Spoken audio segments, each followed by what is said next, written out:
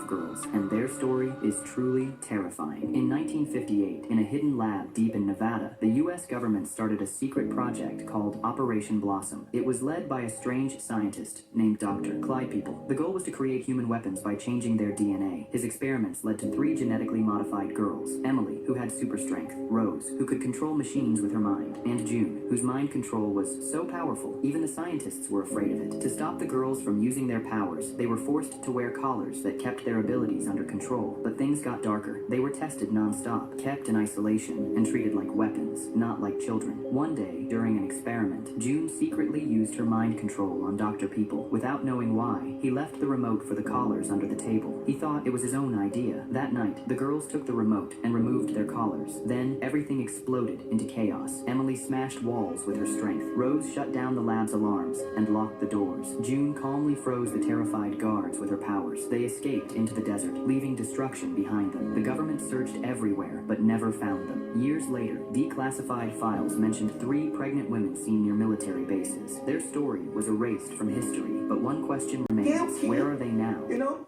of CBS News, shortly after Kobe was assassinated, she interviewed a former WNBA player who was great friends with Kobe, Lisa Leslie, and was asking Lisa Leslie, did Kobe rape that girl in college? Bashing the reputation of Kobe Bryant. Why? Because boulets do this, and then right after that interview, Gayle King, Oprah Winfrey's girlfriend, gets a $500,000 raise. This is what they do. They don't care about us. These gatekeepers, I'm telling you, Reverend Al, Vitamin D Deficient Sharpton, Jesse Jackson, Benjamin Farrakhan, they're all a part of the Boule secret society. So we have this huge club, right? So Skull and Bones, then we have the Boulets, we have all the names, you name it. Clintons, Bidens, Obamas. Who's not in the club from this administration? But because it feels like this administration with Trump and J.D. Vance and all those guys, it's like they're the opposite of those, but they're in their club of their own. That's what it feels like. You know what? They are, but they're not a part of the Illuminati.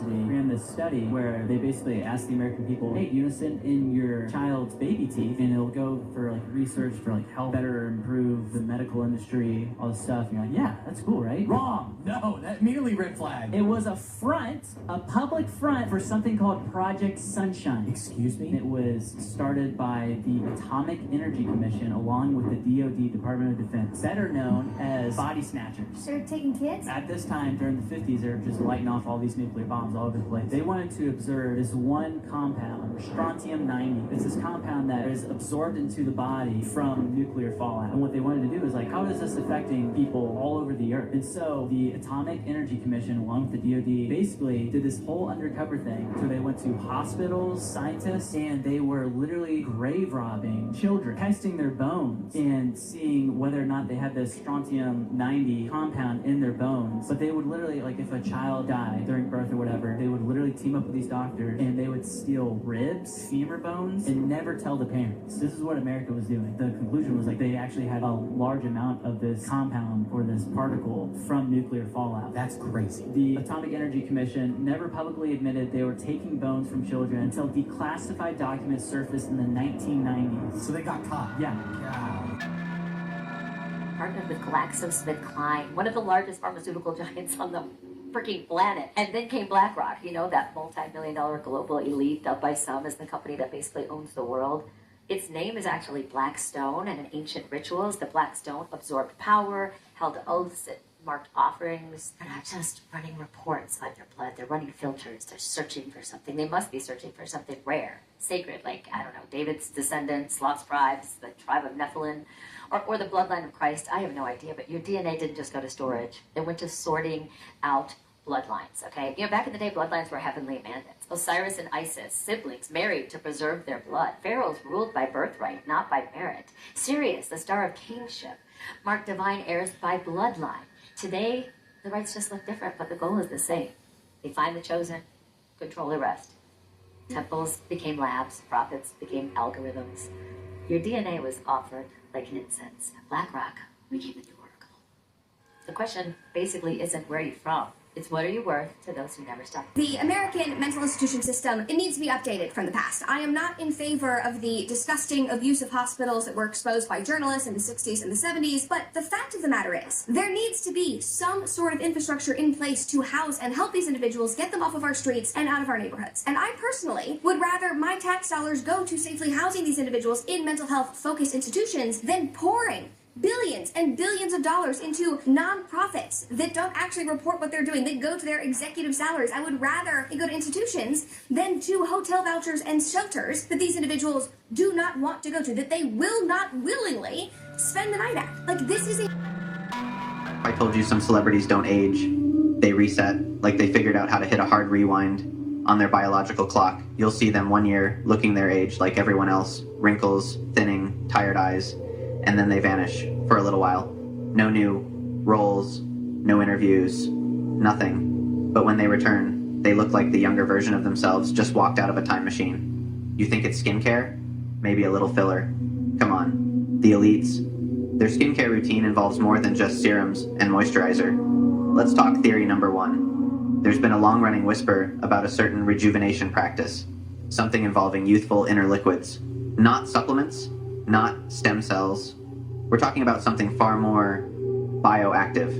And there's a rumor, wild but persistent, that whatever's inside those youthful inner liquids is connected to a popular web browser. Coincidence? Theory 2. Some people believe it's not even the same person, that once a celebrity has expired, gotten too old, too tired, too worn, they just get replaced. Clones or doppelgangers. Sometimes the resemblance is so close it's unnerving. But the energy is different. They move differently, talk differently. Some even say the eyes are a dead giveaway, but it doesn't matter because by then the audience has already accepted the switch. And then there's the darkest theory, the one no one wants to believe might be real. What if they're not just trying to slow aging, but actually borrowing someone else's, let's just say masks, young, youthful masks. It's not latex, it's not digital, it's real. There are whispers of a surgical process, quiet, off the books, where the freshness of one face gets transferred to another, a full transplant, seamlessly integrated. It sounds insane until you realize the technology to do it already exists. But the real question is, like, where are they getting all these youthful masks from? Hiding this alien exchange program from us. In the 1960s, the US government engaged in a top-secret program with extraterrestrials from a planet called Serpo in the Zeta Reticuli star system. Here is what happened. After the famous Roswell crash in 1947, an alien survived called EBE-1, and it began communicating with the US military. After months of back and forth, EBE-1 arranged for a human-alien exchange program. Then in 1965, 12 American soldiers left in an alien spacecraft to Serpo. The journey took 10 months, and the team stayed on Serpo for 13 years. They learnt about the aliens' technology, culture, and way of life. Here's some of the details. The Serpo inhabitants were benevolent and had humanoid figures, but with differences such as large eyes and access to telepathy. Oh, but it gets dark. Out of the 12, only 8 of the members returned to Earth, and they brought back vast amounts of knowledge. 2 of the members passed away on Serpo, and imagine this, 2 chose to remain. The members that returned lived out their lives under new identities. This information was leaked by a former government official in 2005, but it raises 2 main questions. What did we learn from Serpo? Or more importantly, how did the 2 members pass away? This is why your GPS is lying to you, and I've got a 2,000-year-old secret to prove it. Stick around, because by the end I'll show you how to spot this lie using nothing but a sunset and your phone. Spoiler, you'll never trust Google Maps again. Ever noticed how flights from Chile to Sydney take 20 hours but should only take 12 on a globe? Or why you can see the Chicago skyline from 60 miles across Lake Michigan, when it should be 1,500 feet below the horizon? The math doesn't add up at all. Here's the kicker. Ancient Greeks knew the Earth was flat. They used sundials and constellations to navigate oceans, no curvature needed. But suddenly, in the 1900s, textbooks started pushing this spinning ball nonsense. Why? Follow the money. Satellite companies, space agencies, globe manufacturers, they're all cashing in on the lie. The Earth isn't a planet, it's a plane, and we're all living on a giant, motionless disk. Think I'm crazy? Let's talk flight paths. On a globe, a direct flight from Santiago to Sydney would cut through Antarctica. But guess what? No commercial flights do that. They all detour north, adding hours. Why? Because Antarctica isn't a continent. It's the ice wall rim holding our oceans in. Try finding a non-stop southern hemisphere flight. I'll wait. Let's get practical. Grab your phone tonight. Film the sunset. When the sun dips below the horizon, zoom in, watch it pop back up. On a curved Earth, that's impossible. It should vanish forever. But on a flat plane, the sun's just moving out of sight like a car driving away. You're welcome. Or check this. Stars don't change at all, whether you're in Canada or Argentina. Polaris, the North Star, is always right where it should be. On a spinning globe, southern skies should have entirely different constellations. But nope. Same stars, same rotations. Explain that. Neil deGrasse Tyson. If your mind's racing, good. This is just 1% of the rabbit hole. So apparently facial recognition is old news. The government just ordered something far more sinister, and it's called whole body recognition. It's a new AI called Farsight, and it can identify you from a drone from over a half a mile away just by the way you walk. It doesn't need to see your face. It analyzes your gait, your body shape, and then runs it through a database to find you. This is happening right now. Developed by researchers at Michigan State University, and the most disturbing part of this technology is that it is specifically designed to get around facial recognition bans, and yes, you guessed it, masks.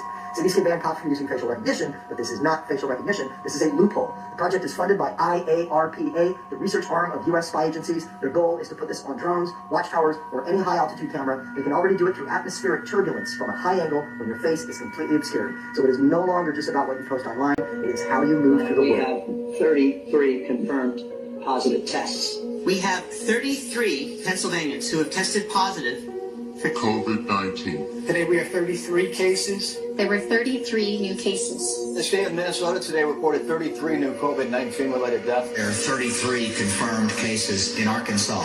That's the largest single-day increase so far, raising the total to 33. 33. There were 33 confirmed cases in North Carolina. 33. There was 33 everywhere.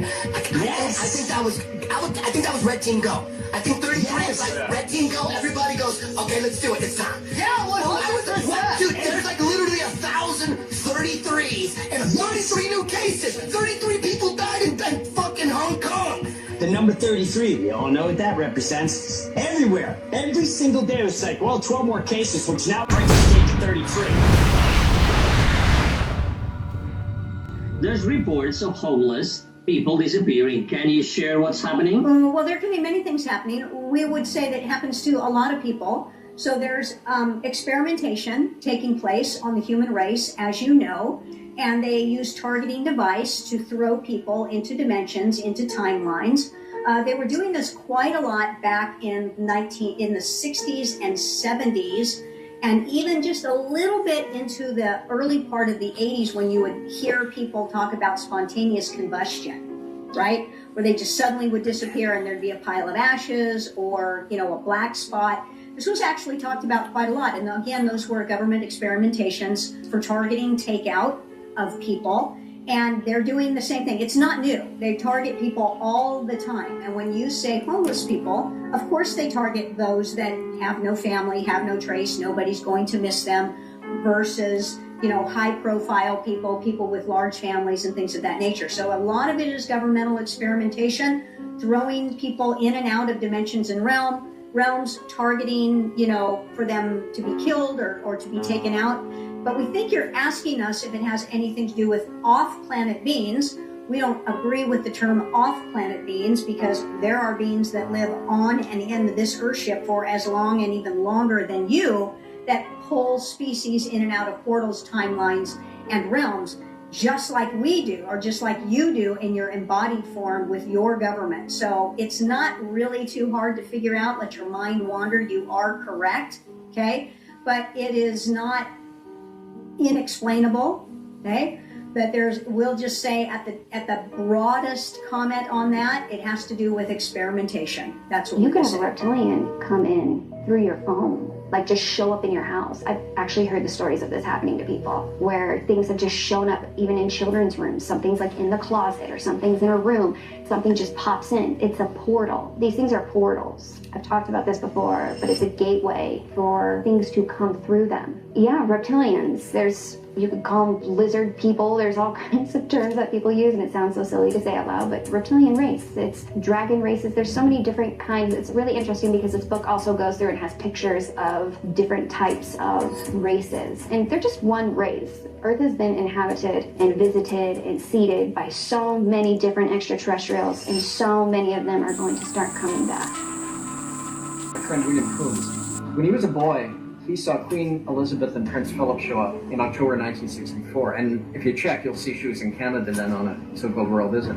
William said they went off on a picnic with the Queen and Philip, and it was a place called Dead Man's Creek, west of Kamloops. He said they gave us some lemonade, which made us all pass out, but before he did, he noticed that the Queen was leaving with 10 young children, 7 boys and 3 girls, and none of them were ever seen again. We sent a formal summons to her, and it asked her to respond to these charges. And she never did. She was found guilty of crimes against humanity, sentenced with everybody else to life imprisonment without parole. Magna Carta, section 61, it says when the monarch is threatening the rights laid out in Magna Carta, 25 sheriffs, appointed people, they have the right to seize anything owned by the monarch. So in other words, all the land, all the crown assets, all the crown land, which is all of Canada, and really all of the British Commonwealth, that can be seized lawfully.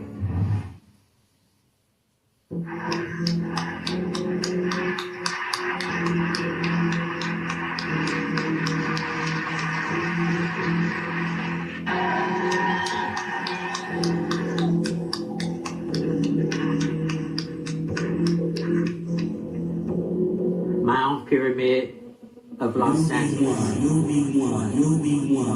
better known as the Culver City Stairs in Baldwin Hills.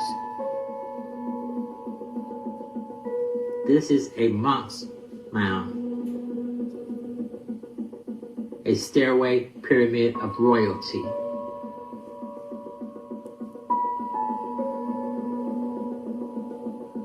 America is Egypt.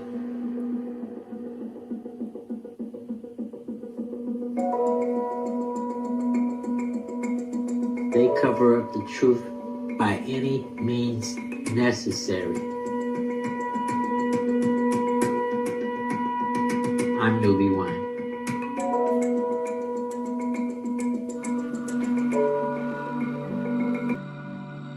Hamburger University with Ronald McDonald. Good morning, class. Good morning, Ronald. Today's subject, the Hamburglar. The Hamburglar is very clever and very sneaky. And he loves taking McDonald's hamburgers.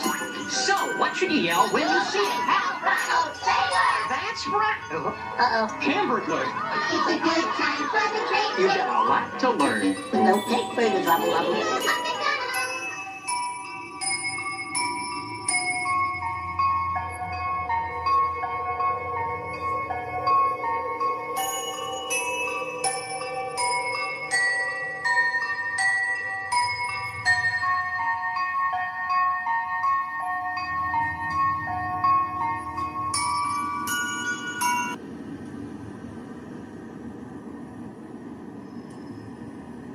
Oh my God!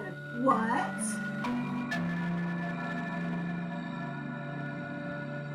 It's the Georgia Guidestones. They were built in 1980 and destroyed in 2022, and they have a lot of inscriptions on them that were beneficial to humanity. I made a video about this somewhat recently, but it got taken down, I think, because of the words I was using to describe how it was destroyed. Someone with the intention of destroying this structure took a bag out there and managed to destroy it, if you can catch my drift. But I just wanted to show you guys what was on it. It listed a few things that humanity should do after an apocalypse happens. Firstly, it's maintain humanity under 500 million in perpetual balance with nature. Guide reproduction wisely, improving fitness and diversity. Unite humanity with a living new language. Rule passion, faith, tradition, and all things with tempered reason. Protect people and nations with fair laws and just courts. Let all nations rule internally, resolving external disputes in a world court. Avoid petty laws and useless officials. Prize truth, beauty, love, seeking harmony with the infinite, and of course, be not a cancer on the earth. I just find it very interesting that somebody would who would want to destroy these things, and not to mention they didn't just have these inscriptions on them. They were it was also a sundial, so you could still tell the time if there was no electricity or means of telling time. There was a calendar, and there was a time capsule underneath that was, after it was destroyed, they removed the time capsule. We never learned what was inside of it. But anyway, I just wanted to update you on the Georgia Guidestones, and this is them destroying it after it was barely destroyed the first time. Anyway.